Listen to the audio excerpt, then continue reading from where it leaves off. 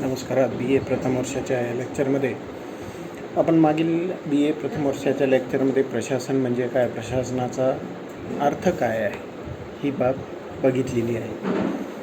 कोणत्याही कार्याची व्यवस्था करणे, सेवा करणे किंवा कार्याचे व्यवस्थापन करणे याला आपण प्रशासन असे म्हणतो. ह्या प्रशासनासंदर्भात प्रामुख्याने दोन दृष्टिकोन असलेले आपल्याला बघावयास मिळतात.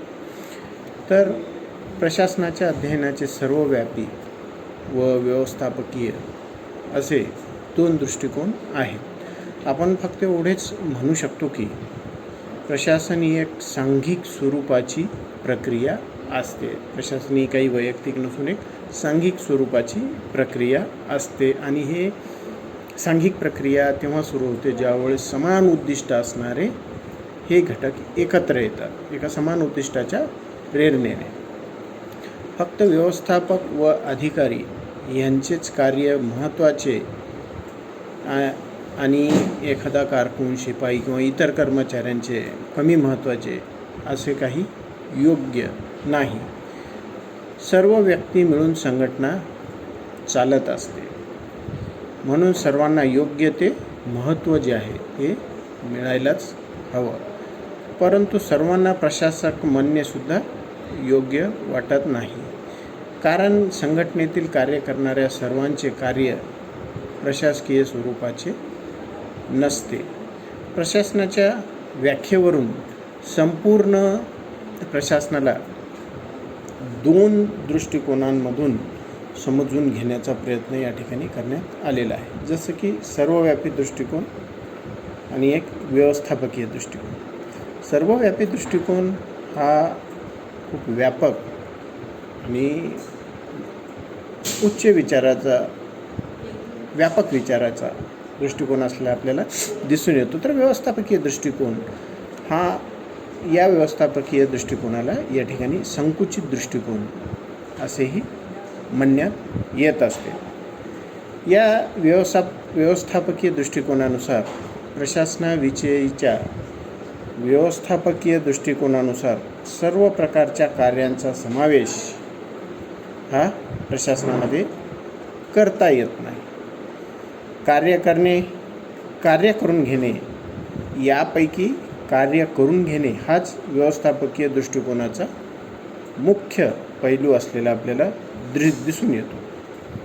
आणि या दृष्टिकोनानुसार व्यवस्थापनाशी संबंधित क्रिया किंवा व्यक्तीच्या कार्याला प्रशासनाच्या कार्यक्षेत्रात अंतर्भूत या ठिकाणी करण्यात येत असते. व्यवस्थापकीय दृष्टिकोनानुसार प्रशासनात नियंत्रण, समन्वय, मार्गदर्शन, आदेश व निर्देश करण्याचे कार्य प्रशासनातील उच्च अधिकारी किंवा व्यवस्थापकीय वर्ग करीत असतात. म्हणून प्रशासन ही व्यवस्था करणे, देखरेख, मार्गदर्शन करणे व इतरांकडून कार्य करून घेणे एवढ्यापुरताच मर्यादित अशा प्रकारची एक प्रक्रिया आहे. तर या ठिकाणी जसं की प्रशासनाची मूलभूत व्याख्या आपण बघितली की कार्य करण्याची व्यवस्था करणे म्हणजे प्रशासन. परंतु व्यवस्थापकीय दृष्टिकोनानुसार काय की कार्य करणेच नाही तर कार्य करून घेणे, त्यासाठी आवश्यक मार्गदर्शन, समन्वय करणे, या प्रक्रियेला हा दृष्टिकोन या ठिकाणी प्रशासन असे मानतो. तर याचमध्ये सर्वव्यापी दृष्टिकोन, ह्या मते प्रशासनाचा सर्वव्यापी दृष्टिकोन एक महत्त्वपूर्ण दृष्टिकोन हा मानण्यात येतो. या दृष्टिकोनाला एकीकृत किंवा समन्वयित दृष्टिकोन असेही म्हटले जाते. या सर्वव्यापी दृष्टिकोनानुसार एखाद्या उद्दिष्टाच्या पूर्तीसाठी केलेल्या सर्व कार्याचा समावेश प्रशासनात केला जातो. म्हणजेच प्रशासनाचा संबंध संघटनेच्या सर्व क्रियांशी असलेला हा दृष्टिकोन म्हणजे सर्वव्यापी दृष्टिकोन. थोडक्यात संघटनेच्या उच्च अधिकाऱ्यापासून ते कनिष्ठ सहाय्यक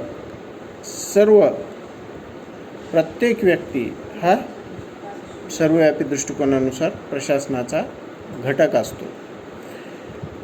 जसे एखाद्या बँकेत प्रशासनाविषयीच्या सर्वव्यापी दृष्टिकोनानुसार त्या बँकेतील व्यवस्थापकांच्या कार्यापासून ते शिपायाच्या कार्यापर्यंत सर्वाच्या कार्याचा समावेश प्रशासनात होत असतो.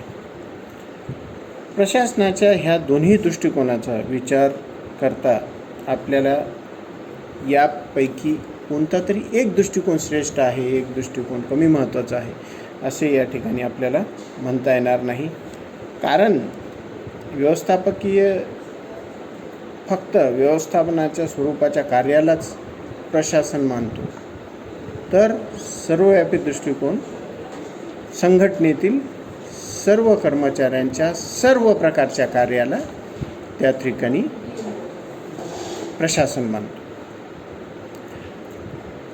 तर या सर्वव्यापी दृष्टिकोनानुसार एखाद्या संघटनेतील सर्व प्रकारच्या सांघिक कार्याचा समावेश प्रशासनामध्ये होत असतो. तर प्रशासन समजून घेण्यासाठी हे दोन्ही दृष्टिकोन आपल्याला महत्त्वाचे ठरतात. लोकप्रशासन म्हणजे काय हे आपण नेक्स्ट लेक्चरमध्ये बघू. धन्यवाद.